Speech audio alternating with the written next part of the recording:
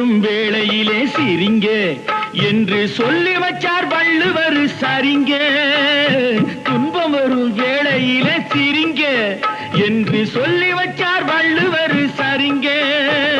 பாம்பு வந்து கடிக்கையில் பாழு உடல் துடிக்கையில் யார் முகத்தில் பொங்கி வரும் சிரிப்பு. இது கீழ்புறத்தில் இனிப்பு மேல்புறத்தில் கசப்பு. பட்டினத்தார் கையில் உள்ள கரும்பு. இது பட்டினத்தார் கையில் உள்ள கரும்பு. நான் சிரிக்கிறேன் சிரிக்கிறேன் சிரிப்பு வல்லே. நான் அழுகிறேன் அழுகிறேன் அழுகே வல்லே.